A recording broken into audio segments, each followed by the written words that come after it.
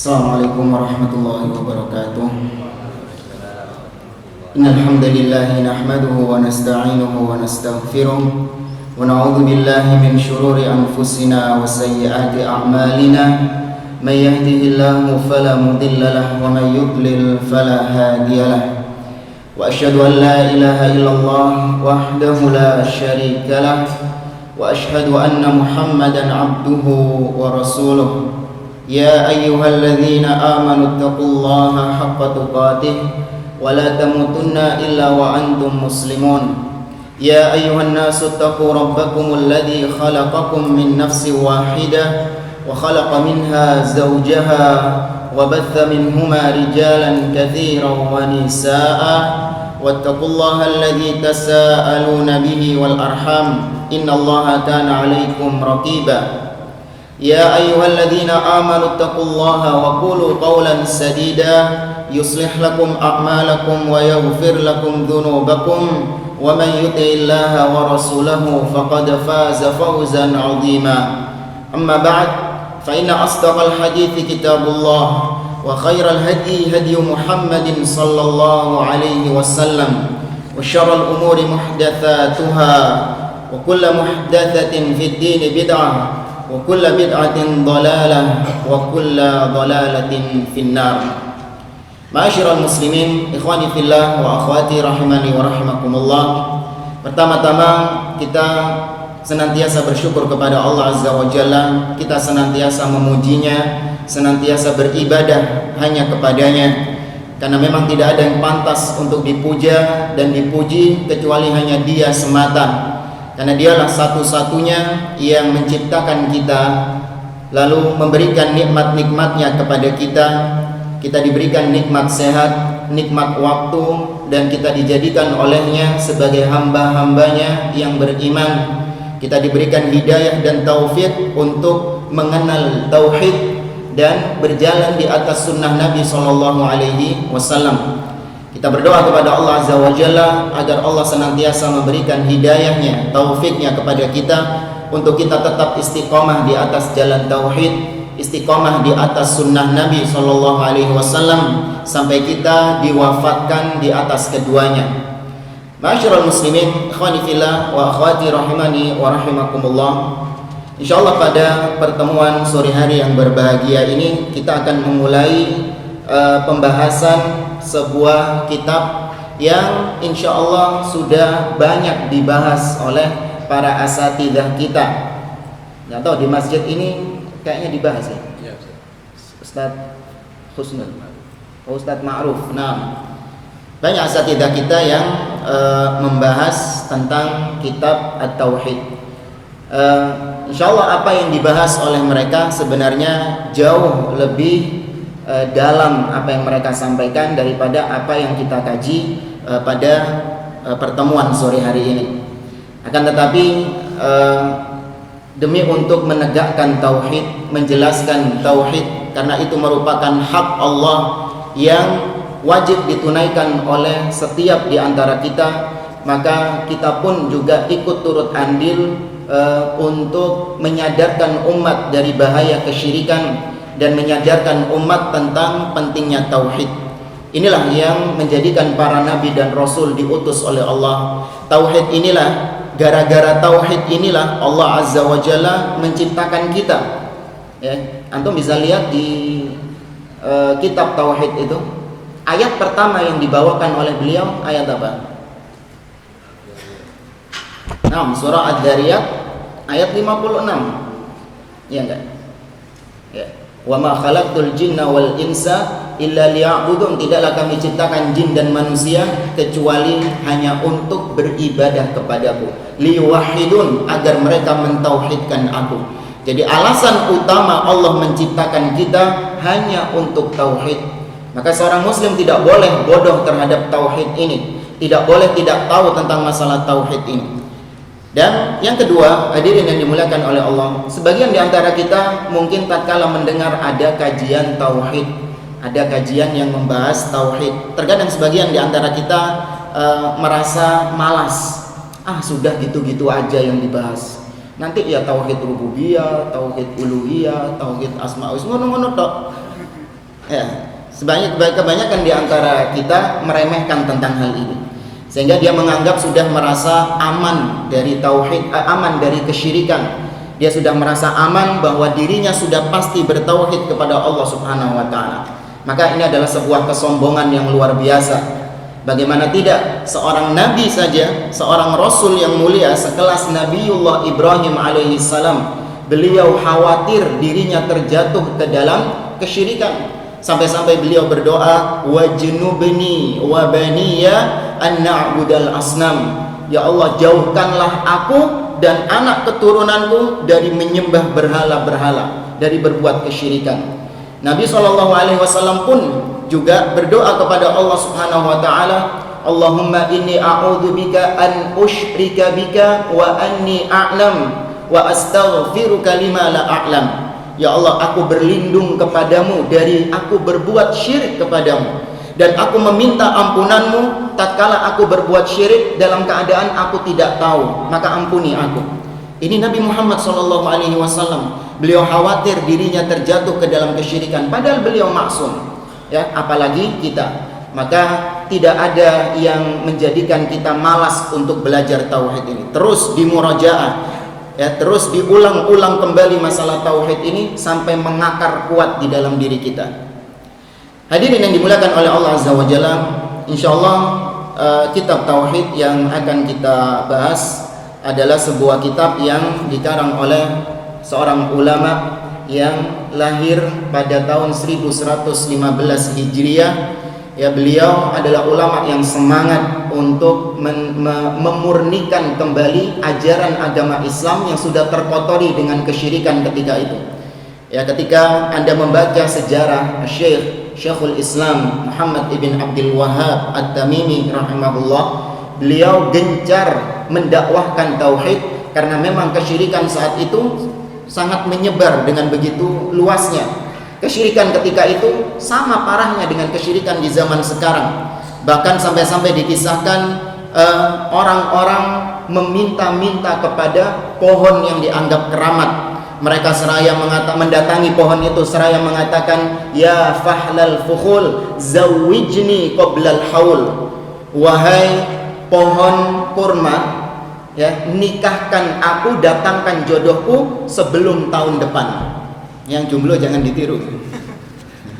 Syirik itu di zaman beliau sudah sedemikian rupa kesyirikannya. Tapi lihat apa yang Allah berikan kepada negeri tersebut manakala Syekh Muhammad bin Abdul Wahhab gencar mendakwahkan tauhid.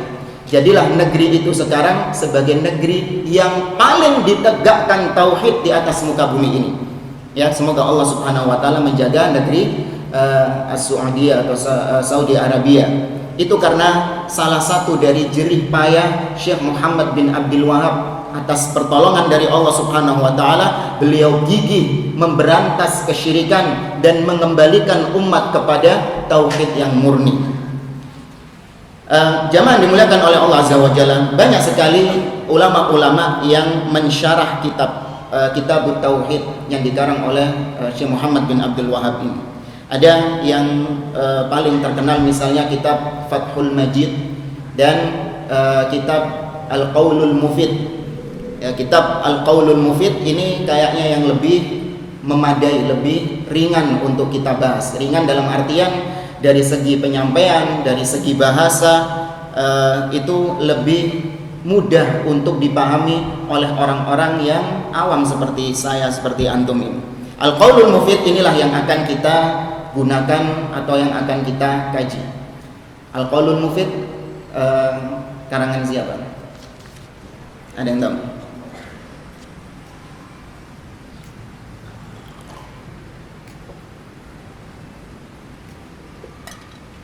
Al-Qaulul Mufid. Ada yang tahu karangan siapa? Ada hadiahnya. Dengaran berai. Ya. Naam, Syekh Muhammad bin Saleh Al-Utsaimin rahimahullahu taala. Mungkin kalau bisa antum sambil lihat terjemah kitabnya, kalau bisa sambil download kitab aslinya. Ya, cari di Google banyak Al-Qaulul Mufid, terus tambahin PDF. Nah, itu sudah muncul semua di situ. Antum download. Jangan pelit-pelit kuota lah. Nah, sekarang kita baca penjelasan beliau. Yang pertama tentang judul kitab, yaitu Kitabut Tauhid. Ini judulnya toh. Ana lihat berapa halaman. Masih bahas tentang judulnya saja, Kitabut Tauhid.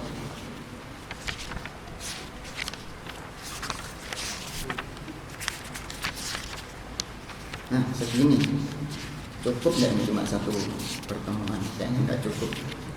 Tapi kita ringkas-ringkas saja, karena sering terkadang beliau menyampaikan penjelasan dari segi nahwu, dari segi sorof, dari segi balaghah, dari grammar tata bahasa. Mungkin ini yang akan kita skip nantinya. Kitabut Tauhid, kata beliau, lam yuzkar fin nasakh allati bi aidina khutbatun lil kitabi minal muallif fa imma an takuna saqatat minan nusakh wa imma ay yakuna al muallifu iktafa bit tarjamah li'annaha unwanun ala mawdu'il kitab wa huwa tauhid. Kata beliau, di dalam naskah aslinya, manuskrip asli dari Kitabut Tauhid ini tidak disebutkan adanya muqaddimah. Ini yang antum lihat Kitabut Tauhid dari berbagai cetakan, nggak ada muqaddimah langsung dari penulisnya Syekh Muhammad bin Abdul Wahab. Mungkin di situ muqaddimah dari penerbit, ya, bukan Syekh Muhammad yang menerbitkan.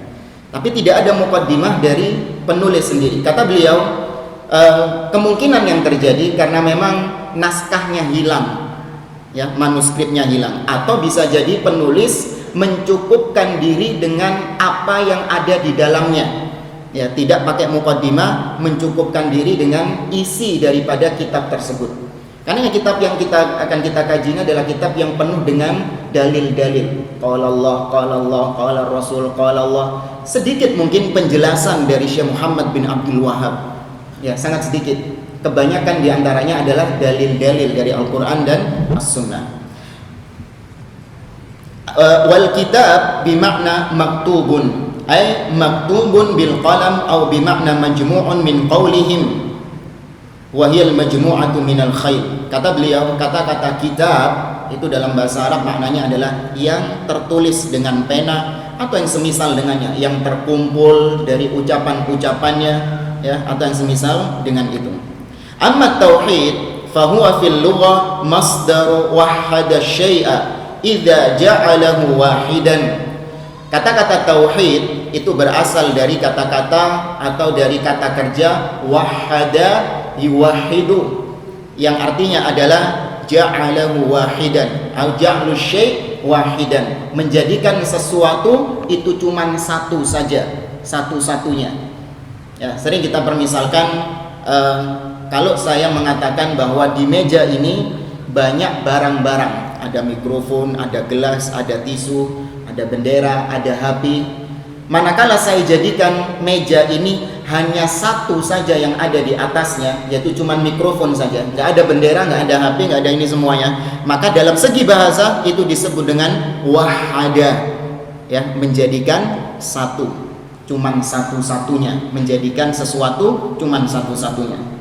Wa fi syara', adapun dalam istilah syariat, apabila disebutkan at-tauhid, maknanya adalah ifradullah ta'ala bima yakhtassu bihi minar rububiyyati wal uluhiyyati wal asma'i was sifat, yaitu menjadikan Allah sebagai satu-satunya, ya, mengesahkan Allah, ya, menjadikan Allah sebagai satu-satunya dari sisi atau dalam hal apapun yang menjadi kekhususan Allah Subhanahu wa ta'ala, ya, segala apapun yang itu khusus hanya milik Allah, khusus hanya kepada Allah, maka kita jadikan itu hanya berlaku bagi Allah, tidak kita berikan kepada yang lainnya, baik dalam rububiyahnya atau uluhiyahnya atau nama-namanya atau sifat-sifatnya. Itu kekhususan Allah, maka cuman Allah satu-satunya yang berhak, selain Allah tidak berhak dengan itu. Baik, lalu kata beliau, aqsamuhu, pembagian tauhid sebagaimana kita ketahui dan umum diketahui, yaitu yang qasimut tauhidu ila thalathati aqsam.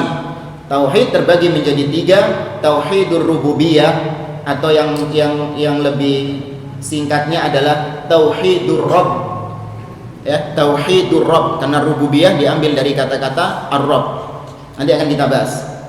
Tauhidul yang kedua adalah tauhidul uluhiyah atau lebih ringkasnya tauhidul ilah. Tauhidul ilah. Dan yang ketiga adalah tauhidul asma was sifat, yaitu mengesahkan Allah dalam nama-nama dan sifat-sifatnya. Wa qad ijtama'at fi qoulihi ta'ala, 3 tauhid ini ya terkumpul dalam satu firman Allah Subhanahu wa taala. Sebenarnya kalau ditanya apa dalilnya Allah tauhid itu kok ada 3? Sering orang-orang ahlul bid'ah terutama mempertanyakan tentang hal ini karena memang kebencian mereka terhadap dakwah tauhid. Karena tahu ketika membahas tentang pembagian tauhid ini, maka yang akan dibahas di situ adalah perilaku orang-orang musyrikin Quraisy yang mereka hanya mentauhidkan Allah dari segi rububiyahnya, tapi tidak mentauhidkan Allah dari segi uluhiyahnya. Ahlul bid'ah yang gemar melakukan kesyirikan, datang ke kuburan, minta-minta ke kuburan, atau menggunakan jimat-jimat raja dan sebagainya, mereka kepanasan ketika tauhid dibagi menjadi 3 karena mereka sadar bahwa perbuatan mereka sama persis dengan perbuatan yang dilakukan oleh orang-orang kafir Quraisy. Seandainya tidak ada pembagian tauhid ini menjadi 3, niscaya perbuatan syirik mereka itu akan tercover, tertutupi. Karena orang hanya memandang fulan beribadah kepada Allah, fulan sholat sama Allah, dia mempersembahkan sholatnya kepada Allah, fulan dia menyembelih hanya kepada Allah, ya, dia datang ke kuburan itu bukan kuburan yang dia minta-mintai kok, Allah yang dia minta-mintai, cuman perantara saja kuburan ini. Kalau kita tidak membagi tauhid ini, kita nggak tahu bagaimana perbuatan orang-orang kafir Quraisy yang mereka mengakui Allah satu-satunya Tuhan, satu-satunya pencipta, satu-satunya yang memiliki, tapi mereka terjatuh ke dalam kesyirikan karena mereka menjadikan berhala-berhala sebagai perantara untuk berdoa kepada Allah. Ini diantara alasan kenapa mereka ahlul bidah kepanasan dengan pembagian tauhid, sehingga mereka mencari alasan. Itu pembagian yang bid'ah, trilogi tauhid, sama seperti trinitas Nasrani. Ya, maka kita katakan pembagian tauhid itu banyak dalilnya di dalam Al-Quran. Bahkan surat yang kita baca setiap sholat itu juga penuh dengan tauhid ketiga ini, 3 tauhid ini. Cuman memang mereka cari-cari alasan. Lu cepet deh. Udah mau buyar kan? Ya, jamaah yang di dalam untuk merapat sedikit karena banyak yang nggak kebagian tempat di luar. Ya, idza tafassahu fil majalisi fafsahu yafsahillahu lakum.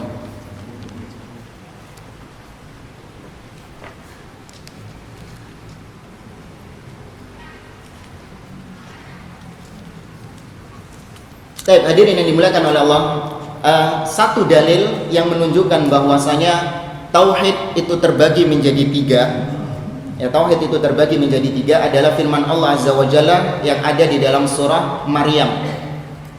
Ada yang tahu apa bunyi ayatnya? Apa ini geder-geder dari tadi?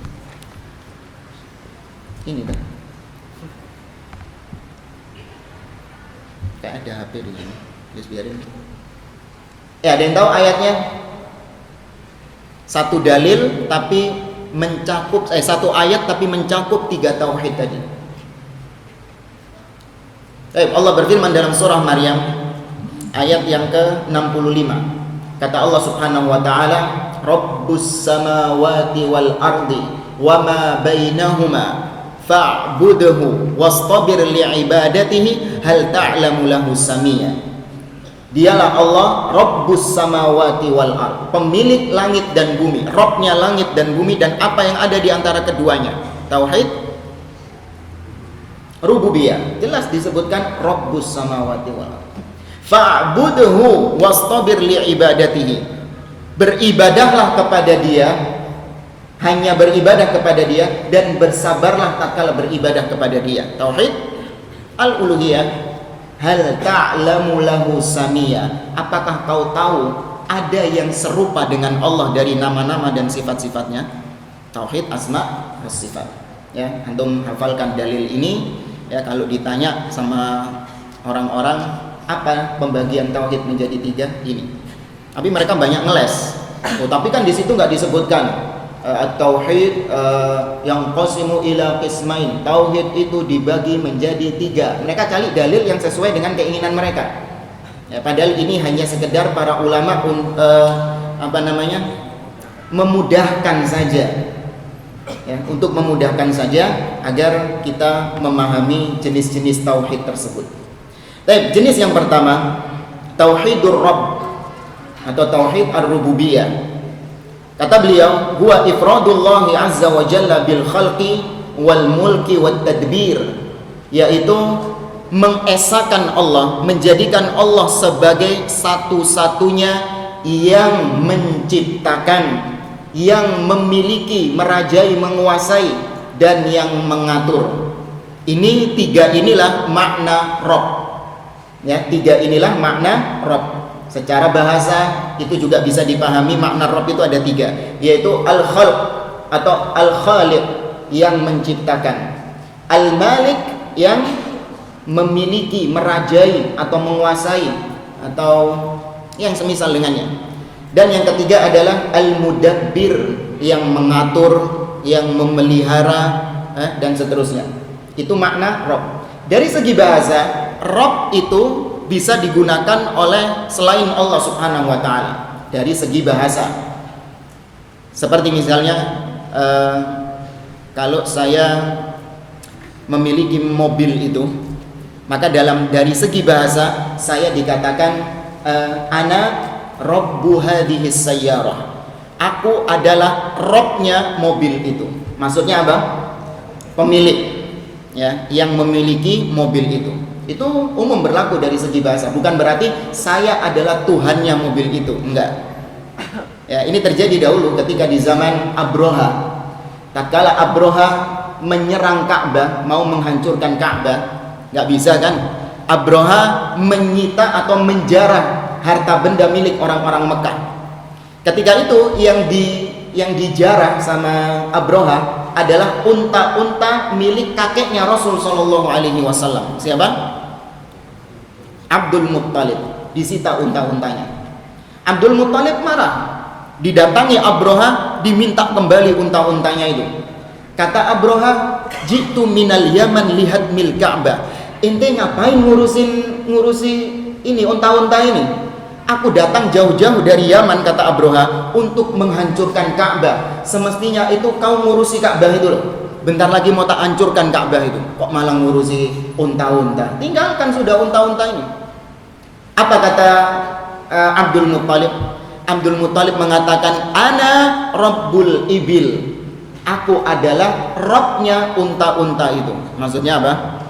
Pemilik unta-unta itu. Wa anna lil baiti rabban sayahmihi. Adapun itu Ka'bah, sudah ada Rabb yang akan senantiasa menjaganya. Allah Subhanahu wa taala yang memilikinya. Itu dari segi bahasa ya. Ya, tapi kalau di sini nggak usah dipakai lah, nanti akhirnya jadi salah paham orang-orang.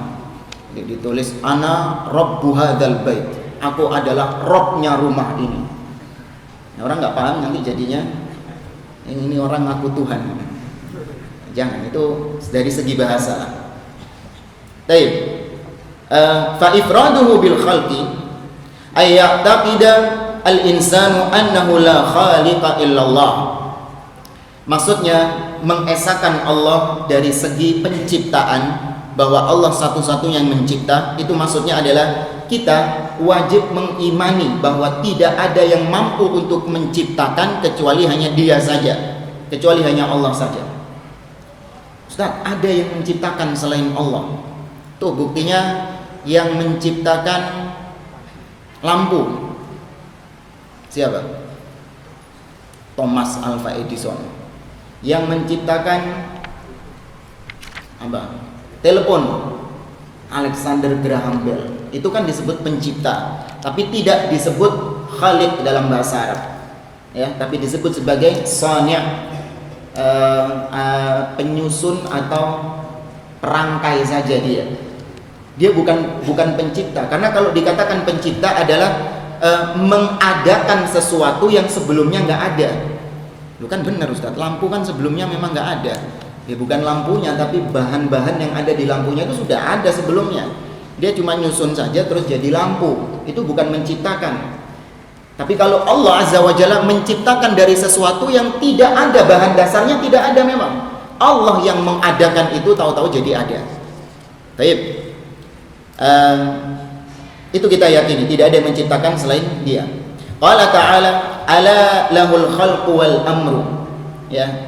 Dialah Allah Subhanahu wa taala yang menciptakan dan yang memerintahkan. Surah Al-A'raf ayat 54. Lalu Allah Azza wa Jalla berfirman dalam surah Fatir ayat yang ketiga. Kata Allah Azza wa Jalla, "Hal min khaliqin ghairullah yarzuqukum minas sama'i wal ard." Apakah ada makhluk selain Allah apakah ada pencipta lain selain Allah yang mampu untuk memberi kalian rizki, baik itu makhluk yang ada di atas langit ataupun yang di bumi ini? Adakah selain Allah yang memberikan kalian rizki? Artinya tidak ada. Kita mengakui hanya Allah Azza wa Jalla yang memberikan rizki kepada kita, yang menciptakan kita. Fahadihil ayat tufidu ikhtisasul khalqi billahi li'anna al-istifham fiha makna tahaddi, bimakna tahaddi.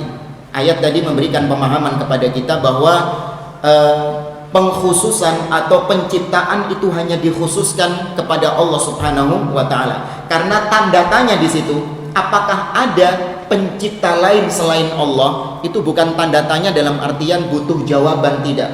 Tapi di situ adalah tanda tanya untuk menantang. Ya, tanda tanya untuk menantang. Ada nggak pencipta lain selain Allah? Nggak ada, jawabannya sudah pasti. Amma ma warada min itsbati khaliqin ghairillah ka qoulihi ta'ala fatabarakallahu ahsanul khaliqin wa ka qoulihi sallallahu alaihi wasallam fil musawwirin yuqalu lahum ahyu ma khalaqtum fahada laysa khalqan haqiqatan wa laysa ijadan ba'da adam bal huwa tahwilun lisyai'i min halin ila hal. Kata beliau, bagaimana halnya dengan sebuah ayat di dalam Al-Quran, di dalam surah Al-Mu'minun ayat 14. Allah mengatakan fatabarakallahu ahsanul khaliqin, maka maha suci Allah sebaik-baik pencipta dari pencipta-pencipta yang lain. Ahsanul khaliqin, artinya di situ Allah menetapkan ada pencipta-pencipta yang lain. Atau dalam hadis Nabi SAW tentang hukuman orang yang suka menggambar makhluk. Orang yang suka menggambar makhluk, kelak nanti makhluk yang dia gambar itu akan dibangkitkan, akan diperintahkan kepada dia, yauma khalaqtum, hidupkanlah makhluk-makhluk yang dulu kalian ciptakan. Padahal dia cuma gambar. Tapi dikatakan oleh Nabi, hidupkanlah apa yang telah kalian ciptakan, khalaqtum. Maka apakah ada bentrok antara dua dalil tadi? Nggak ada yang mencipta selain Allah, tapi di sisi lain Allah Subhanahu wa taala menetapkan ada pencipta lain selain Dia. Nabi juga menetapkan ada ya penggambar-penggambar atau pemahat-pemahat makhluk dikatakan sebagai pencipta. Maka kata beliau, mereka sejatinya bukan pencipta yang sesungguhnya, tapi mereka itu seperti menciptakan. Hukuman mereka adalah mereka menganggap seolah-olah saya ini menciptakan, padahal tidak ada yang menciptakan selain Allah. Inilah kenapa diharamkannya menggambar makhluk, baik itu gambar tangan atau memahat. Karena yang terjadi tatkala orang itu menggambar makhluk atau memahat, dia ini sedang meniru kekhususan Allah dalam menciptakan makhluk. Secara tidak langsung dia menganggap dirinya sebagai Tuhan, sebagai pencipta. Karena hukumannya berat seperti itu. Ya, Allah Subhanahu wa taala dan nabinya mengatakan yang menciptakan bukan berarti menyetujui bahwa mereka pencipta lain selain Allah, tidak. Tapi mereka itu hanya mengaku-ngaku sebagai pencipta. Mereka bukan pencipta yang sejati. Walaisa ijadan ba'da adam. Ini yang tadi kita katakan, mereka itu tidak mengadakan sesuatu dari yang belum ada. Ya, sudah ada sesuatu itu, tapi mereka hanya sekedar merubah dari satu keadaan menjadi keadaan yang lain. Satu bentuk dirubah sama mereka jadi bentuk yang lain. Batang kayu, yang cuman batang kayu, dia cuman merubah saja jadi patung. Kalau bongkahan batu yang nggak berbentuk dipahat sama dia jadi hewan. Dia cuman merubah bentuk saja. Ya, itu kata beliau. Amma ifradullahu bil mulki. Adapun mengesahkan Allah dari segi kekuasaan, dari segi kerajaan. Fa anna taqida annahu la yamlikul khalqa illa khaliquhum kama qala ta'ala walillahi mulkus samawati wal ard. Kata beliau, maksud daripada mengesahkan Allah dari segi kerajaan, kekuasaan, yaitu kita meyakini bahwa tidak ada yang memiliki, menguasai kecuali Allah Subhanahu wa taala. Ya, tidak ada yang memiliki kecuali hanya Allah. Sebagaimana Allah berfirman, banyak ayat yang berbunyi seperti ini, walillahi mulkus samawati wal ard, atau walahu ma fis samawati wal ard. Dialah Allah yang memiliki segala apapun yang ada di atas langit dan di bumi. Semuanya milik Allah Azza wa Jalla. Tidak ada satupun makhluk yang memiliki kepemilikan dari semua itu. Bahkan kita sendiri, mulai ujung rambut sampai ujung kaki, bukan milik kita. Itu milik Allah Subhanahu wa ta'ala. Karenanya kalimat istirja yang diucapkan seseorang tatkala mendapatkan musibah itu juga senada dengan apa yang kita bahas ini. Apa kalimat istirja? Inna lillahi, sesungguhnya kita ini miliknya Dia, miliknya Allah Subhanahu wa ta'ala. Kita tidak punya hak atas kepemilikan diri kita. Wa ilaihi rajiun, dan kita kembalinya ya kepada Dia, karena Dia yang memilikinya. Baik, setelah itu Allah mengatakan qul man biyadihi malakutu kulli syai'. Katakanlah, siapakah yang memiliki segala sesuatu yang ada di tangannya? Siapa yang memiliki kepemilikan itu? Allah Subhanahu wa taala. Amma ma warada min itsbatil mulkiyah li ghairillah ka qaulihi ta'ala illa ala azwajihim aw ma malakat aymanuhum fa innahum ghairu malumin. Kata Allah, adapun sebagian dalil sama seperti tadi yang pertama, seakan-akan bertabrakan. Kita katakan tadi bahwa tidak ada yang memiliki kecuali Allah Subhanahu wa taala. Tapi ada dalil-dalil lain kok seakan-akan Allah mengakui kepemilikan lain selain Allah Subhanahu wa taala. Seperti misalnya dalam surah Al-Mu'minun ayat yang ke-6. Awal-awal surah Al-Mu'minun, Allah Subhanahu wa taala mengatakan apa itu? Walladzina li furujihim hafizun. Ini juga ada di dalam surah apa namanya? Illa ala azwajihim. Enggak ya, Al-Mu'minun sama surah apa juz 29? Al-Ma'arij. Nah, ini juga ada dalam surah Al-Ma'arij. Orang-orang yang beriman adalah mereka yang menjaga kehormatannya, menjaga kemaluannya. Illa ala azwajihim, kecuali kepada istri-istri mereka. Au ma malakat aymanuhum, atau budak-budak yang mereka miliki. Lihat, perhatikan kata-kata yang mereka miliki. Berarti Allah menetapkan ada selain Allah yang punya kepemilikan. Ya kan? Dari ayat tersebut. Atau misalnya Allah bahkan mengatakan dengan tegas bahwa Allah memberikan kekuasaan, kepemilikan kepada makhluk-makhluknya.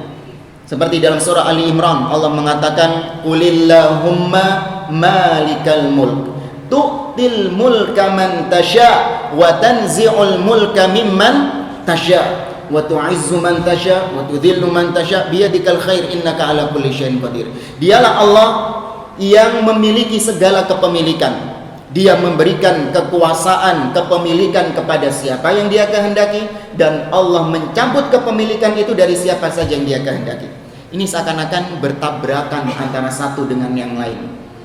Dan sedikit kita sampaikan, kalau kita mendapati ada dalil-dalil di dalam Al-Quran yang kalau kita baca sekilas seakan-akan ini kok bertabrakan dengan ini, ayat yang satu seakan-akan menghantam ayat yang lain, padahal masih sama-sama di dalam Al-Quran. Atau misalnya satu hadis bertabrakan dengan ayat di dalam Al-Quran, hadis sahih, kita nggak bicara hadis yang lemah atau yang palsu. Ini hadis ini Ustaz kok kayaknya bertabrakan dengan firman Allah yang ini. Hadis ini kok kayaknya bertabrakan dengan hadis yang lain, padahal sama-sama sahih. Maka kalau terjadi seperti ini, jangan gegabah menolak terlebih dahulu. Kebanyakan di antara sebagian kaum muslimin, tatkala mendapati dua dalil yang bertabrakan, salah satunya ditolak sama dia atau diselewengkan maknanya. Contoh, Allah Subhanahu wa taala berfirman, laisa kamitslihi syai'un wa huwas samiul basir. Atau jangan ayat inilah. Allah Subhanahu wa taala mengatakan wa huwa ma'akum aina ma kuntum. Dan dia bersama kalian dimanapun kalian berada. Dengan firman Allah Subhanahu wa taala, Ar-Rahmanu 'alal arsy istawa. Dialah Allah Ar-Rahman yang berada tinggi di atas arsy-Nya. Atau dengan firman Allah, a'amintum man fis sama' ay yakhsifa bikumul arda fa idza hiya tamur. Apakah kalian merasa aman dari zat yang berada di mana? Di atas langit. Kalau Allah menimpakan kepada kalian, menenggelamkan kalian ke muka bumi, ke dalam bumi ini. Kok bertentangan Ustaz? Yang satu mengatakan Allah di mana-mana, bersama kita dimanapun kita berada. Yang satu mengatakan Allah berada di atas arsy. Lalu yang satu lagi mengatakan wa idza sa'alaka ibadi anni fa inni qarib ujibu da'watad da'i idza da'an. Allah mengatakan Allah itu dekat dengan kita. Ini ayat-ayat yang dianggap bertabrakan ini salah satunya harus ditakwil, harus diselewengkan maknanya. Oh, itu yang di atas arsy itu bukan Allah. Itu maksudnya Allah itu kekuasaannya atau Allah itu menguasai arsy. Ya, Allah itu maksudnya menguasai arsy. Kalau zatnya Allah itu nggak di atas arsy, nggak di atas langit. Ini karena gegabah menolak terlebih dahulu. Atau bertentangan dengan hadis. Kalau bertentangan dengan hadis, hadisnya dibuang. Karena menurutnya Quran itu lebih kuat daripada hadis. Maka kita katakan mustahil ayat yang satu dengan ayat yang lain itu bertabrakan, itu mustahil. Nggak mungkin, nonsense, impossible. Karena Allah Azza wa Jalla mengatakan afala yatadabbaruna al-Quran dalam surah An-Nisa. Afala yatadabbaruna al-Quran walau kana min indi ghairillah lawajadu fihi ikhtilafan katsira. Apabila itu bukan dari Allah, maka pasti kalian akan dapati perselisihan, pertentangan yang banyak. Iya, kalau Al-Quran itu memang bukan dari Allah, maka akan ada perselisihan yang banyak. Sebagaimana Taurat, sebagaimana Injil sekarang ini bercampur antara firman Allah dengan yang bukan dari Allah. Maka antum dapati nggak perselisihan? Banyak perselisihan di sana. Karena itu tadi rumusnya, kalau bukan dari Allah pasti akan perselisihan yang banyak. Nah, Al-Quran Allah Subhanahu wa ta'ala, maka mustahil ada perselisihan di dalamnya. Demikian pula hadis Nabi Shallallahu alaihi wasallam akan bukan dari Allah Ustaz, itu kan dari Nabi Shallallahu alaihi wasallam. Nabi yang mengucapkan. Nabi dapat wahyu dari siapa? Allah. Wa ma yantiqu 'anil hawa in huwa illa wahyun yuha. Sama-sama dari Allah. Hadis ataupun Al-Quran sumbernya satu, Allah Azza wa Jalla. Jadi nggak mungkin bertabrakan. Maka solusinya bagaimana? Tahan. Jangan gegabah membuang dalil, jangan gegabah membuang hadis dulu, jangan gegabah menyelewengkan makna Al-Quran tadi, jangan. Lihat bagaimana penjelasan para ulama terhadap hal tersebut. Kita ini bahasa Arab saja nggak bisa, sok-sokan mau nolak dalil. Bahasa Arab saja belum bisa, sok-sokan mau menyimpang, menyelewengkan dalil. Baca bagaimana penjelasan para ulama tentang hal tersebut, tafsir para ulama tentang hal itu. Tanyakan kepada orang-orang yang paham, niscaya akan selesai perkaranya. Ya, ini yang perlu kita dudukkan. Panjangan. Baik, lalu kata beliau, fahuwa mulkun mahdudun la yashmalu illa syai'an yasiran min hadhil makhluqat. Fal insan yamliku ma tahta yadihi wa la yamliku ma tahta yadi ghairihi wa kadha huwa mulkun qasirun min haitsul wasfi fal insanu la yamliku ma indahu tamamul mulki wa lihadza la yatasarrafu fihi illa ala hasabi ma udina lahu fihi syar'an. Ya, memang benar sebagian makhluk itu diberikan kepemilikan oleh Allah Subhanahu wa taala. Tadi dalilnya Allah mengatakan tu'til mulka man tasya. Kau ya Allah memberikan al-mulk, kekuasaan, kepemilikan kepada siapa saja yang kau kehendaki. Tapi kepemilikannya makhluk itu kepemilikan yang terbatas, bukan kepemilikan yang sempurna. Kita punya mobil, benar di STNK tulisannya nama pemilik kita fulan. Tapi apakah kepemilikan itu akan terus bersama kita? Terbatas. Terbatas. Kecelakaan sudah bukan milik kita. Punyanya tukang rombeng sudah. Terus dicuri, sudah bukan punya kita lagi. Atau kita mati, sudah jadi rebutan ahli waris kita. Maka itu kepemilikan makhluk adalah kepemilikan yang terbatas. Kapanpun Allah Azza wa Jalla ingin mencabut darinya, maka tidak ada yang bisa untuk mengembalikan kepemilikan itu kembali. Ya, ini tidak bertentangan dengan hal bahwa kepemilikan hanya milik Allah Subhanahu wa taala. Yang kita maksud adalah kepemilikan yang sempurna.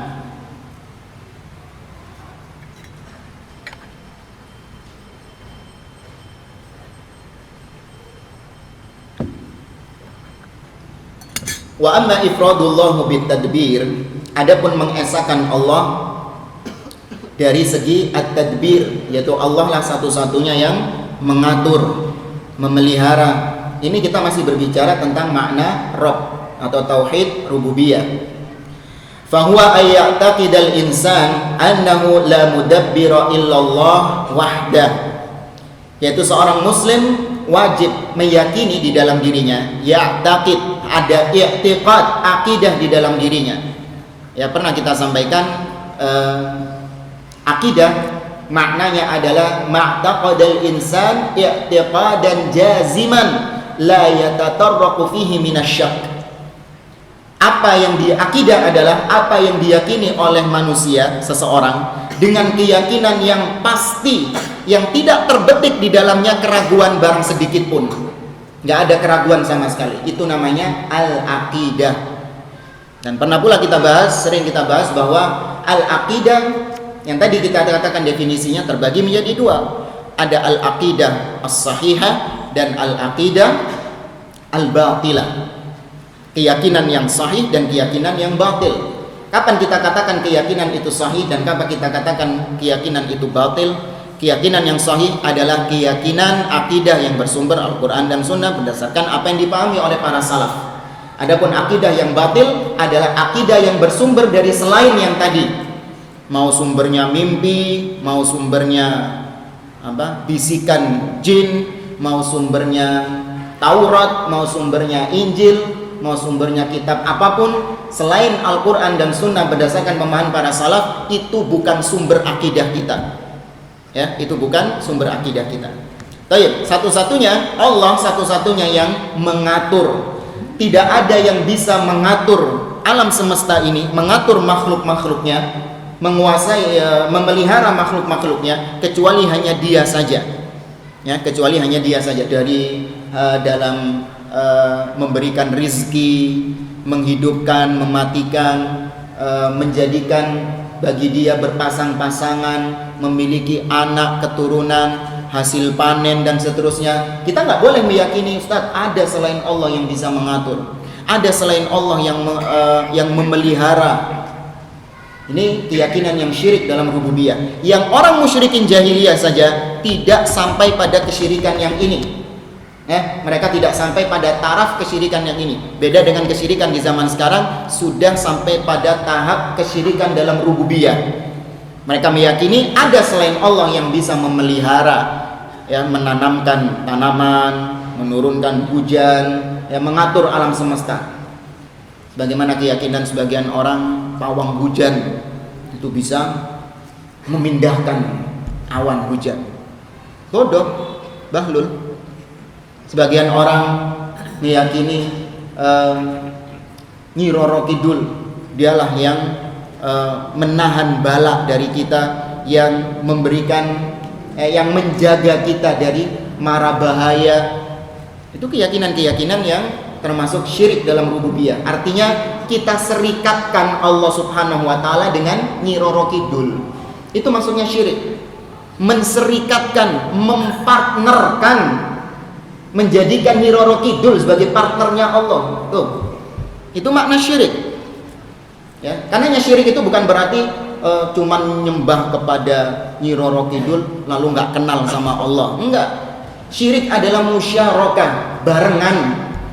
Di samping kita menyembah kepada Allah, kita juga mengakui selain Allah Subhanahu wa taala sebagai yang mengatur, yang pokoknya yang tadi kita katakan yang khusus hanya kita berikan kepada Allah, justru kita sematkan kepada selain Allah. Itu namanya al-isyraku billah. Mempartnerkan selain Allah sebagai partnernya Allah Subhanahu wa taala dalam hal-hal yang khusus milik Allah. Nggak boleh selain Allah bisa kayak gitu. Allah Azza wa Jalla berfirman dalam surah Yunus ayat yang ke-31 sampai 32. Allah berfirman, "Qul man yarzuqukum minas sama'i wal ard amma yamlikus sam'a wal absar wa may yukhrijul hayya minal mayyit wa yukhrijul mayyita minal hayy wa may yudabbirul amra fasayaquluna Allah faqul afala tattaqun fadzalikumullahu rabbukumul haqq famada ba'dal haqqi illa ad-dhalal fa anna tusrafun." Allah Azza wa Jalla mengatakan kepada Nabi, "Wahai Muhammad sallallahu alaihi wasallam, katakanlah kepada kaummu, kepada orang-orang kafir Quraisy yang mereka sejatinya masih mengakui Allah sebagai Rabb, Allah sebagai Tuhan. Tanyakan kepada mereka, man yarzuqukum minas sama'i wal ard. Siapa sih yang ngasih kalian rizki, yang mengatur rizki kalian? Yang mana kalian mendapatkan rizki itu baik dari atas langit ataupun dari bawah bumi. Diturunkan hujan kepada kalian atau ditumbuhkan tumbuh-tumbuhan dari bawah bumi. Siapa? Pertanyaan kedua, siapa yang memiliki penglihatan dan pendengaran? Ya, siapa yang memiliki pendengaran dan penglihatan? Artinya siapa yang menjadikan kalian melihat, mendengar? Dan siapakah yang menghidupkan yang mati dan mematikan yang hidup? Dan siapa waman yudabbirul amra? Siapa yang mengatur segala urusan? Ya, mengatur segala urusan yang berlaku, yang berjalan di atas muka bumi ini. Fasayaquluna Allah. Dijawab sendiri sama Allah. Pasti mereka akan mengatakan Allah yang bisa itu. Coba lihat 4 pertanyaan ini. Siapa yang memberikan rizki? Siapa yang memiliki pendengaran dan penglihatan? Siapa yang menghidupkan yang mati dan mematikan yang hidup? Dan siapa yang mengatur alam semesta? Ini masuk semua dalam tauhid rububiyah. Ya, ini rububiyahnya Allah Subhanahu wa taala, menghidupkan, mematikan, ngasih rizki, ya, ngasih penglihatan, pendengaran. Itu rububiyah Allah. Mereka orang-orang musyrikin yakin Allah yang bisa, satu-satunya cuman Allah, selain Allah nggak bisa. Abu Jahal CS ini keyakinannya seperti itu. Lalu Allah katakan kepada dia, "Faqul afala tattaqun." Wahai Muhammad, katakan kepada mereka, lantas kalian kenapa tidak bertakwa? Kenapa kalian tidak hanya meminta kepada Allah, padahal kalian yakin Allah satu-satunya yang menciptakan kalian? Ya, awas, sebagian orang salah memahami kesyirikan orang-orang kafir Quraisy.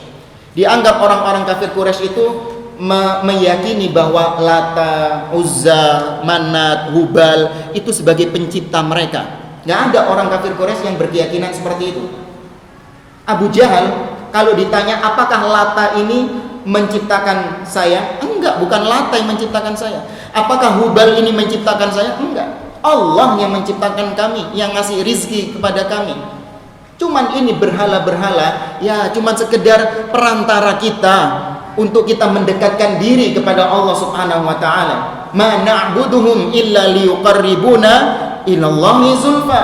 tidaklah kami menyembah berhala-berhala ini supaya kami lebih dekat dengan Allah Subhanahu wa taala. Kita mintanya tetap kok sama Allah. Sama nggak jawabannya sama orang-orang yang minta ke kuburan? Plak. Sama sudah. Ya, kita nggak minta sama wali ini, kita nggak minta sama penghuni kubur, kita mah mintanya tetap sama Allah kok. Mereka cuma menyampaikan saja. Ya itu syirik. Itu yang namanya tambah diperjelas sama dia.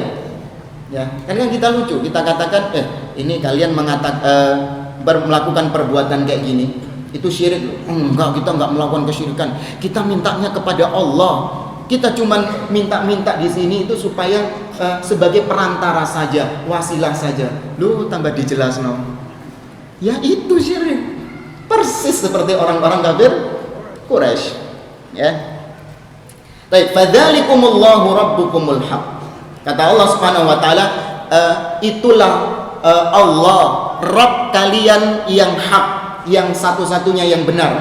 Famadza ba'dal haqqi illa dhalal. Maka apakah setelah kebenaran, tidaklah setelah kebenaran melainkan di situ pasti ada kebatilan. Tidak ada tengah-tengah. Kalau tidak hak pasti batil, kata Allah Subhanahu wa taala. Lihat, Allah Azza wa Jalla dalam ayat ini menggabungkan antara perintah untuk beribadah kepada Allah. Kan permasalahannya orang-orang kafir Quraisy ini karena mereka menyekutukan Allah dalam ibadah. Allah gabungkan perintah untuk beribadah kepada dirinya dengan cara Allah bangkitkan akidah mereka, keyakinan mereka tentang rububiyah Allah. Karena para ulama mengatakan tauhidur rububiyah yastalzimu tauhidul uluhiyah. Orang yang meyakini rububiyah mengharuskan dia itu juga mengesahkan Allah dalam uluhiyah. Iya kan?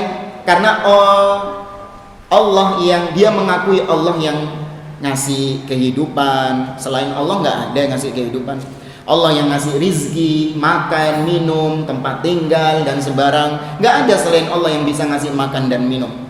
Ya, innallaha huwar razzaqu dzul quwwatil matin, kata Allah. Dialah Allah yang memberikan, maha pemberi rizki.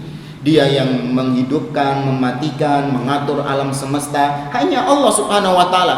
Maka kalau Allah memiliki sifat-sifat seperti ini, selain Allah nggak punya, maka cuman Dia yang layak disembah. Cuman Dia yang layak kita berikan doa kita. Cuman kepada Dia. Cuman Dia satu-satunya yang layak kita berikan penghambaan diri kita, ketundukan, kehinaan diri kita, ketakutan kita, kecintaan kita. Hanya kita berikan kepada yang satu-satunya yang menciptakan tadi. Kalau ada yang menciptakan lain selain Allah Subhanahu wa taala, bisa jadi seseorang mempersembahkan itu kepada Dia. Tapi nggak ada.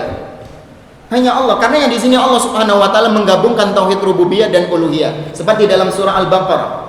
Allah mengatakan, "Ya ayyuhan nas, u'budu rabbakumul ladzi khalaqakum walladzina min qablikum la'allakum tattaqun." Wahai sekalian manusia, beribadahlah kalian, nyembahlah kalian. Jadilah kalian sebagai budak-budak Rabb kalian.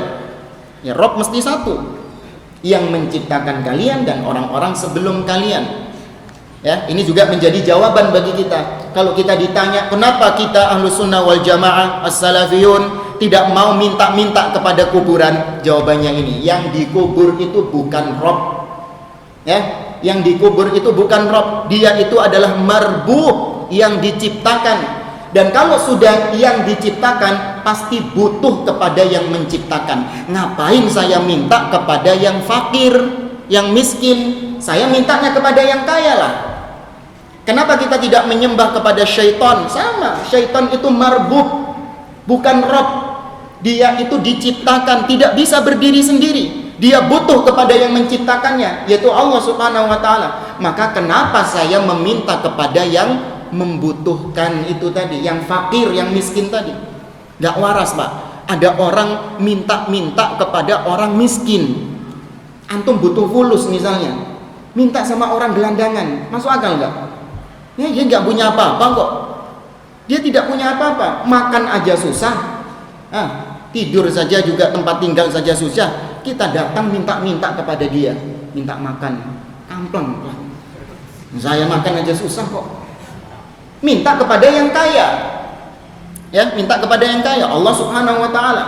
Karena selain Allah pasti membutuhkan kepada Allah, dan Allah nggak butuh sama makhluk-makhluknya. Itu makna dari nama Allah Al-Qayyum. Ya, Al-Qayyum.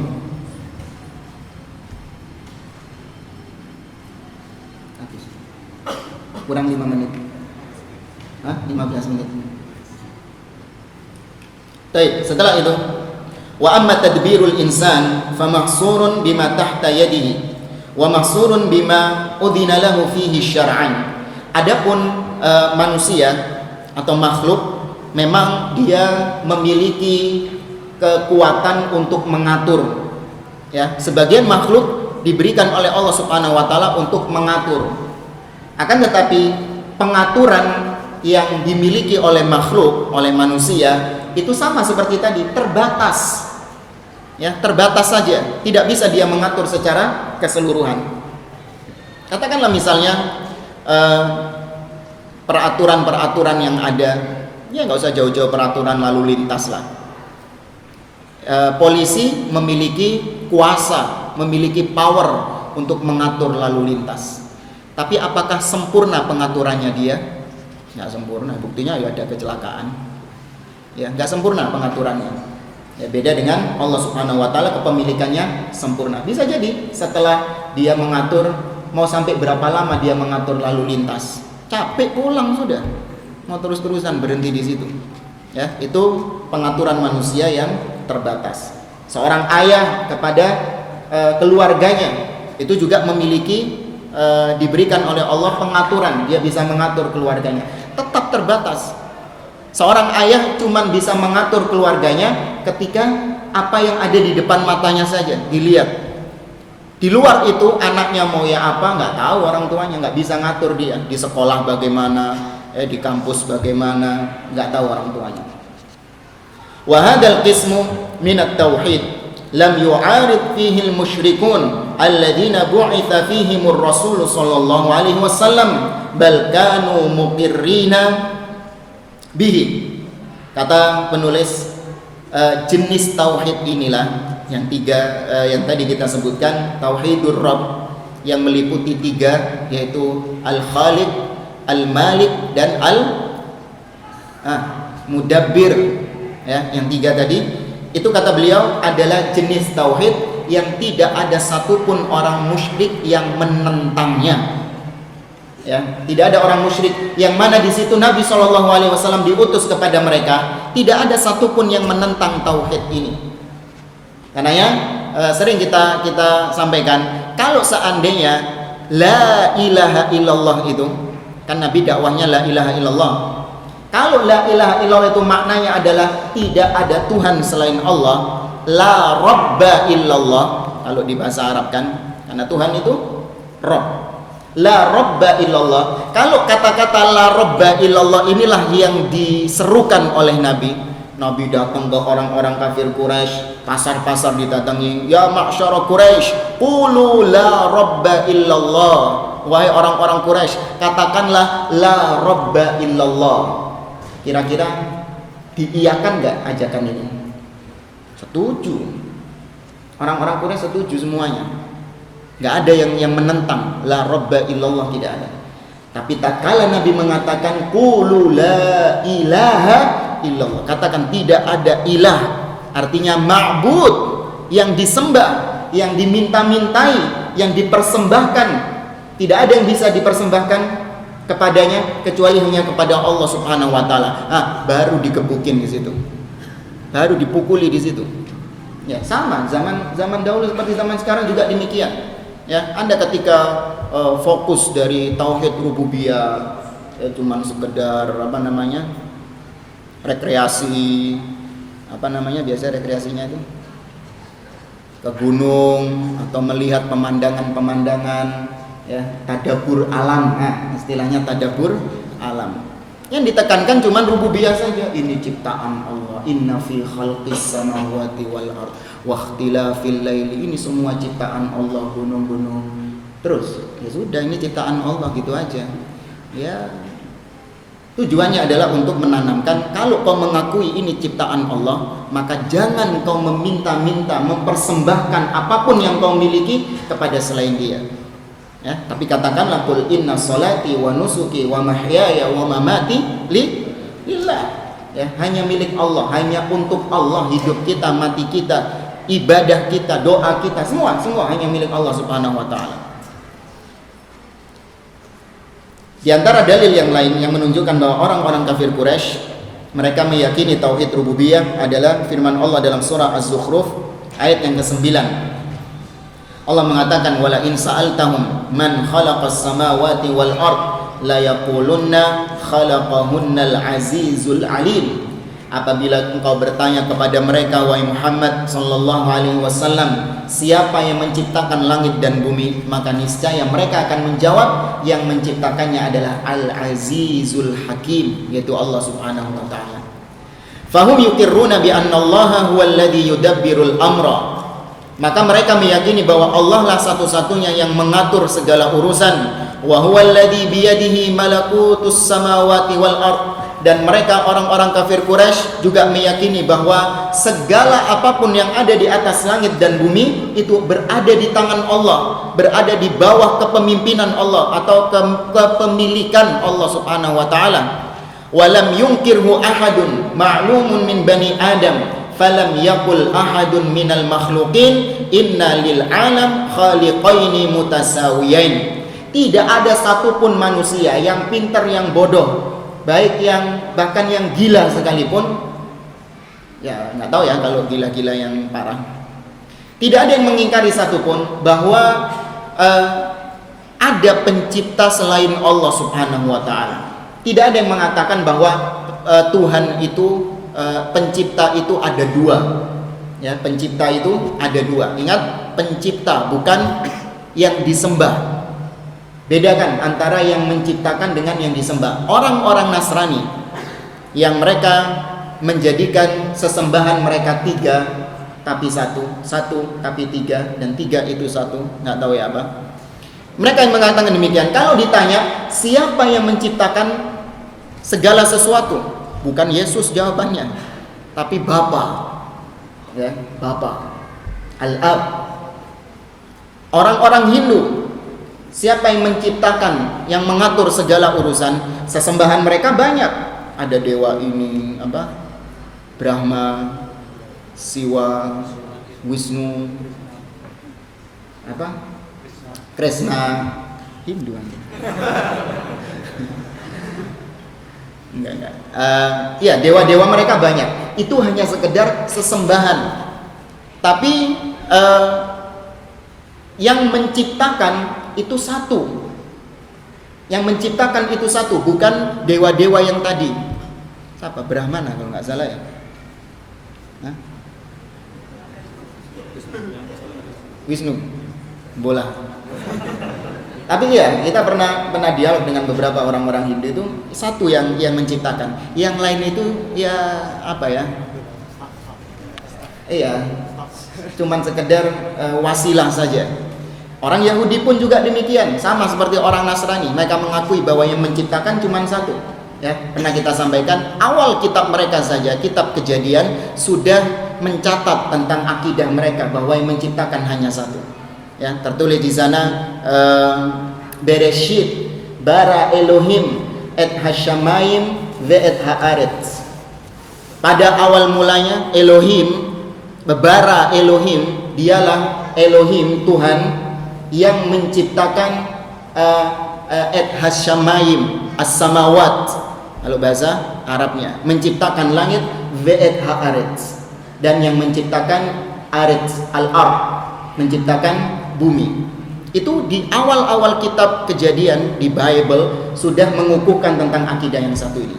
Jadi baik orang kafir, baik ahlul kitab ataupun musyrik, tidak ada yang mengingkari bahwa yang menciptakan itu cuma satu. Cuman nanti dibagi dua, yang musyrik tidak mengakui Allah sebagai penciptanya, dan orang-orang ahlul kitab mengakui Allah sebagai penciptanya.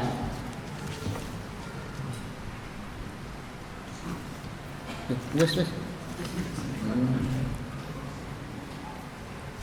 Saya kira itu. Ini kita masih muqaddimah ya.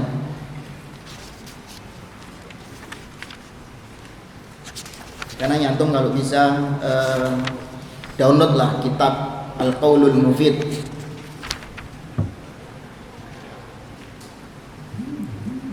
Atau kalaupun pakai terjemah langsung, kalau bisa download matannya. Matan bukan mantan. Matan itu adalah teks naskah atau teks aslinya. Adapun penjelasannya disebut dengan syarh. Ada wallahu a'lam bishawab. Kita masuk tanya jawab.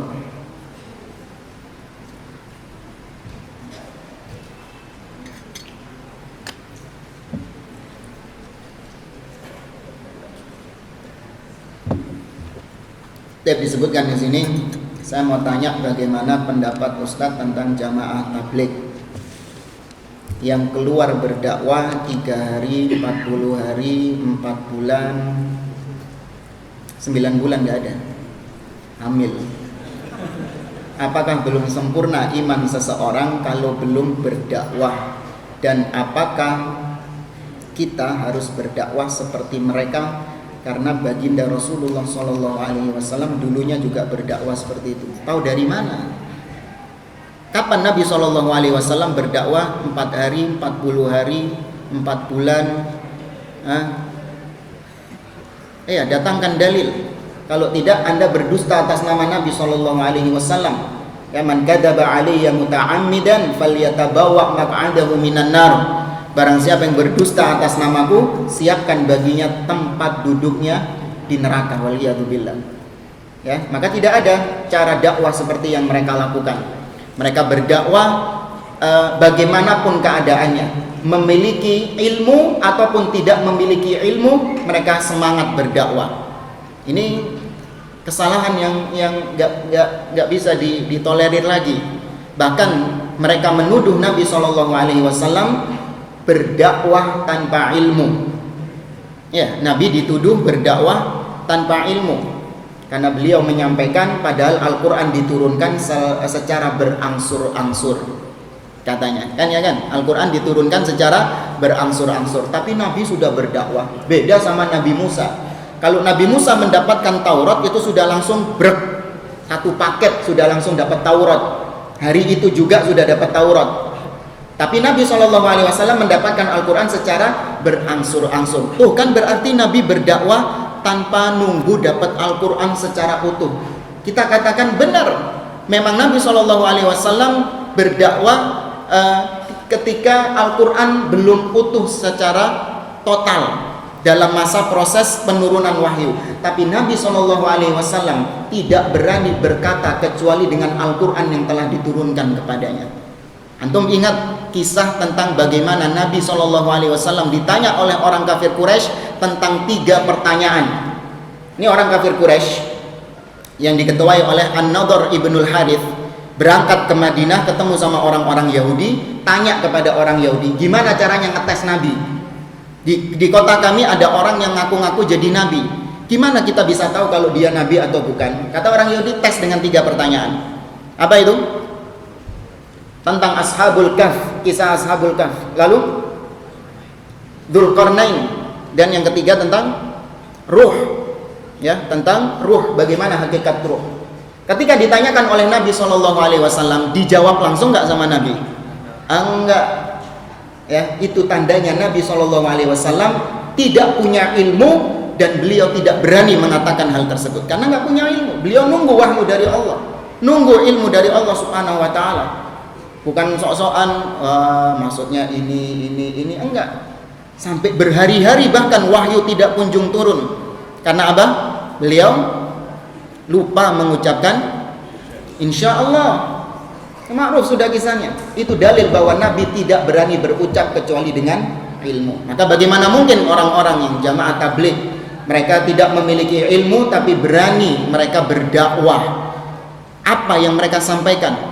Ya, faqidu syai' la yu'ti. Orang yang enggak punya sesuatu itu enggak mungkin bisa memberikan apa, enggak mungkin bisa memberikan. Ya, enggak punya ilmu, mau apa yang diberikan? Ya, ini maka nggak perlu ikut mereka. Ngapain?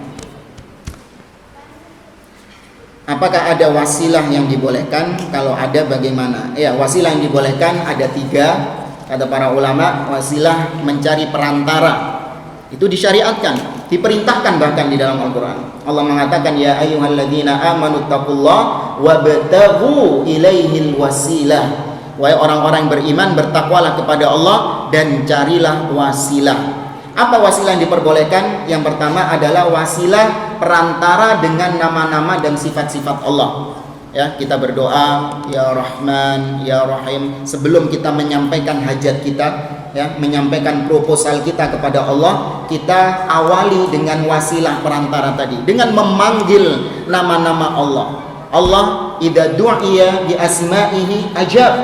Ya, Allahu idza du'iya bi asma'ihi ajab. Allah kalau dipanggil dengan namanya, Allah akan menjawab doa itu. Ya. Ya Rahman, ya Rahim, ya Hayyu, ya Qayyum, ya, dan seterusnya, dipanggil nama Allah Subhanahu wa taala. Dalilnya Allah mengatakan ya ayyuhal walillahil asmaul husna fad'uuhu biha dalam surah Al-A'raf. Apabila dan Allah itu memiliki nama-nama yang baik, maka mintalah, berdoalah dengan menggunakan nama-nama itu atau dengan sifat-sifatnya. Yang kedua yaitu dengan amal soleh terbaik yang pernah kita kerjakan. Ya, amal soleh terbaik yang pernah kita kerjakan. Kita sepanjang hidup ini, ya setidaknya ada amalan yang terbaik yang pernah kita kerjakan. Mungkin kita pernah membantu orang yang tanpa ada orang yang tahu kita pernah membantu orang tersebut. Mungkin kita pernah berbakti kepada kedua orang tua kita dengan bakti yang sangat luar biasa. Nah, manakala kita ingin berdoa kepada Allah, awali doa kita dengan menyebutkan amal-amal soleh tersebut. Ya, dalilnya sebagaimana kisah 3 orang yang terjepit di dalam gua. Lalu mereka berdoa kepada Allah dengan menyebutkan amal-amal soleh terbaik yang pernah mereka lakukan. Kisahnya panjang. Dan yang ketiga adalah dengan orang-orang soleh yang masih hidup, yang masih hadir, yang hadir. Ya, orang soleh yang masih hidup, yang hadir. Ya, kita minta didoakan kepada dia agar Allah mengabulkan doa atau permintaan kita.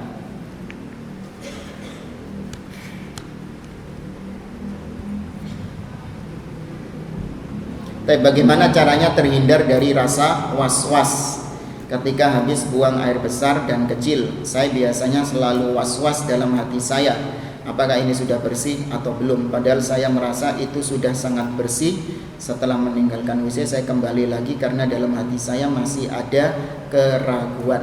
Tapi kaidah usul fiqh mengatakan al-yaqin la yazulu bisyak. Ya, sesuatu yang sudah diyakini, dalam artian tidak ada tanda-tanda yang menyebabkan kita untuk menghilangkan keyakinan itu. Maka satu keyakinan yang pasti tidak akan bisa hilang dengan keraguan-raguan. Anda yakin kalau Anda ini sudah bersuci? Perasaan tadi mulai sore sampai maghrib ini nanti, saya perasaan yakin saya tidak buang air kecil atau buang air besar atau buang angin kok. Sudah yakin Anda, maka Anda tidak perlu untuk kembali bersuci. Kalaupun Anda ingin bersuci, itu ziyadatul khair, ya, sebagai tambahan kebaikan saja. Ya, karena innallaha yuhibbut tawwabin wa yuhibbul mutatahhirin. Allah suka sama orang-orang yang bersuci. Bukan berarti Anda batal wudunya lalu ngulang wudu lagi karena was-was, jangan. Karena kalau Anda biasakan hal ini dalam sholat pun, Anda akan ya diliputi rasa gundah gulana, nggak khusyuk sholatnya. Ya, kecuali kalau memang sudah ada tanda-tandanya, ya sudah ada tanda-tandanya. Misalnya Anda memang sudah bau ini, nah ya sudah nggak usah ragu lagi, sudah ada tanda-tandanya, ya terus ada bunyinya lagi, apalagi nggak ngaku. Baik. Apakah pemahaman tauhid Ahlus Sunnah dengan Khawarij berbeda? Ini jelas lah. Orang-orang Khawarij memahami tauhid adalah dalam masalah al-mulkiyah atau al-hakimiyah, yaitu tidak ada hukum kecuali hukum Allah Subhanahu wa taala. Itu tauhid yang paling inti daripada tauhidnya orang-orang Khawarij. Karena antum jangan tertipu dengan slogan tauhid, tauhid, tauhid. Semua firqah mengaku bertauhid. Mu'tazilah juga mengaku bertauhid. Jahmiyah juga mengaku bertauhid. Tapi maksud tauhid mereka adalah mengesahkan Allah. Artinya mengesahkan Allah dari semua nama-nama dan sifat-sifat Allah Subhanahu wa ta'ala. Allah itu ya Allah. Sudah, jangan disifati, jangan dinamai dengan Ar-Rahman, Ar-Rahim. Itu kan tauhid, menjadikan nama Allah cuman satu tuh. Tauhid juga itu namanya dia, ngakunya gitu. Khawarij pun juga demikian. Berdasarkan firman Allah, inil hukmu illa lillah. Tidak ada hukum kecuali hukum Allah Subhanahu wa ta'ala. Itu yang mereka perjuangkan. Ya, itu dijelaskan akidah tauhid Khawarij ini yang pertama kali memproklamirkan, atau kalau di zaman modern seperti sekarang, di abad sekarang ini, yang pertama kali menjual, yang melariskan akidah bahwa yang dimaksud tauhid la ilaha illallah itu maksudnya la hukma illallah, tidak ada hukum kecuali hukum Allah. Siapa? Yang mempopulerkan bahwa arti la ilaha illallah itu adalah la hukma illallah. Kalau kita Ahlussunnah, la ma'budu bihaqqin illallah, tidak ada yang berhak disembah, diibadahi kecuali Allah. Siapa yang mempopulerkan itu? Sayyid Qutb, ya, the founding father of Khawarij di zaman sekarang, bapaknya terorisme di zaman sekarang. Ya, semoga Allah Subhanahu wa ta'ala mengampuni beliau. Jadi itu perbedaannya. Bagaimana hukumnya berobat melalui alternatif? Apakah termasuk syirik? Ya, didalami dulu apa definisi dari alternatif ini. Kalau dikatakan alternatif itu adalah non medis atau ditangani selain dokter, maka perlu diteliti terlebih dahulu apakah sebab-sebab kesembuhannya itu memang sebab-sebab yang syar'i ataukah sebab-sebab yang tidak syar'i. Seperti misalnya pengobatan alternatif. Apakah ketika kita sakit lalu dibawa ke tukang pijit, itu kan pengobatan alternatif? Ya enggak? Itu pengobatan alternatif enggak? Nah, kan bukan ke dokter kita, pengobatan pijit biasa. Apakah memang pijatan itu secara ilmiah memang menghilangkan sakit kita ataukah tidak? Secara ilmiah ya, kita katakan apakah pijatan-pijatan itu menghilangkan rasa capek kita misalnya, pegel kita, ataukah tidak secara ilmiah? Iya, secara ilmiah. Ya. Tapi kalau dia melakukan pengobatan alternatif, misalnya saya capek-capek, badan letih, suka ngantuk, pusing dan seterusnya, dia ke pengobatan alternatif, tapi yang dijalani sama dia pengobatan yang tidak syar'i dan bukan sebab daripada kesembuhan itu secara ilmiah. Apa misalnya? Dia tahu kalau ingin sembuh dari capek, nih, tuh, minum. Nah, apa hubungannya air yang diludahi sama badan capek? Apakah secara ilmiah air yang diludahi ini bisa menghilangkan capek? Enggak. Ya, tentu tidak. Kita baru boleh untuk menggunakan pengobatan yang non ilmiah kecuali ada dalil, baru boleh. Ya, kecuali ada dalil baru boleh. Seperti misalnya air Zam-Zam. Ya, air Zam-Zam memang kita yakini bisa menyembuhkan penyakit. Katakanlah penelitian tidak meneliti tentang air Zam-Zam tadi, tidak diteliti tentang kandungannya apa. Kita cuma berpatokan sama dalil bahwa air Zam-Zam ini memang berkhasiat untuk ini dan seterusnya. Kita percaya, yakin. Ditambah lagi penelitian secara ilmiah membuktikan hal itu. Ya, ini bedanya pengobatan alternatif. Iya, kalau memang dia meyakini bahwa air ini yang diludahi sama kiai itu penuh berkah, bisa mendatangkan kesembuhan, maka termasuk kesyirikan. Bahkan orang yang berobat ke dokter pun juga tidak menutup diri dari jatuh ke dalam kesyirikan, manakala dia meyakini bahwa dokter itu yang memberikan kesembuhan, baru dia terjatuh dalam kesyirikan. Tapi kalau dia meyakini Allah yang memberikan kesembuhan, adapun dokter hanya sekedar bentuk usaha dia mencari sebab-sebab datangnya kesembuhan, selain kesembuhannya tentu diminta kepada Allah, diminta dari Allah Subhanahu wa taala. Tapi Allah ketika menjadikan sesuatu, Allah memberlakukan sebab. Ya, Allah memberlakukan sebab. Orang ketika ingin memiliki keturunan, Allah jadikan sebab bagaimana memiliki keturunan, nikah. Ya, oh jomblo doa ya Allah berikan kami keturunan. Enggak nikah-nikah. Enggak bisa. Ya, Allah jadikan sebab, sama seperti tadi orang yang berobat. Ini satu aja.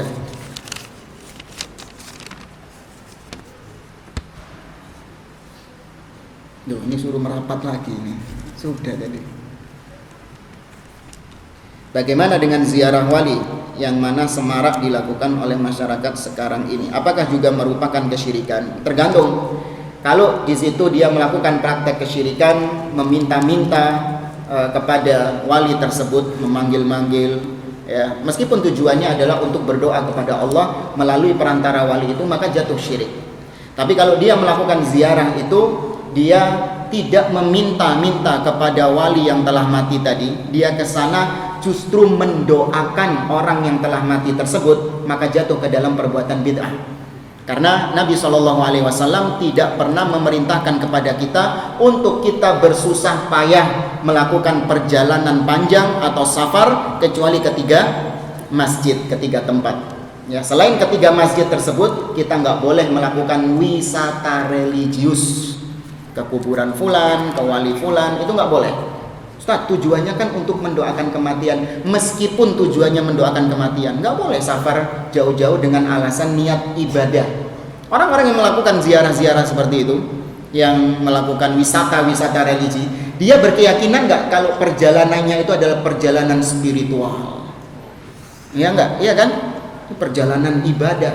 Bahkan sampai ada yang lebay mengatakan ziarah itu ya menyamai pahala haji, menyamai pahala umroh. Ya, ini tentu sesuatu yang tidak benar.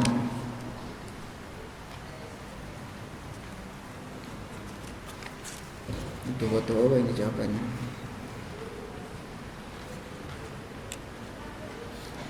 Ustaz, benarkah iman bisa naik dan bisa turun sesuai dengan lingkungan pergaulan sekitar? Bagaimana menanggapi keadaan tersebut? Iya.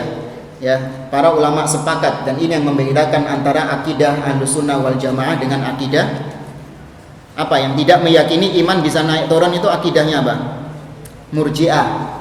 Ya, akidah Ahlussunnah mengatakan al-imanu yazidu wa yanqus, bertambah dan berkurang, yazidu bi ta'ah wa yanqusu bil ma'siyah, bertambah dengan ketakwaan, ketaatan, dan berkurang dengan kemaksiatan. Salah satu hal yang menyebabkan iman seseorang bertambah atau berkurang itu dari lingkungan sekitar memang. Karena ya Nabi mengatakan al-mar'u ala dini khalilih, agama seseorang, keimanan seseorang bergantung dari siapa teman dekatnya, lingkungannya bagaimana. Ya, falyanzur ahadukum man yukhalil, maka perhatikanlah kepada siapa kalian berteman.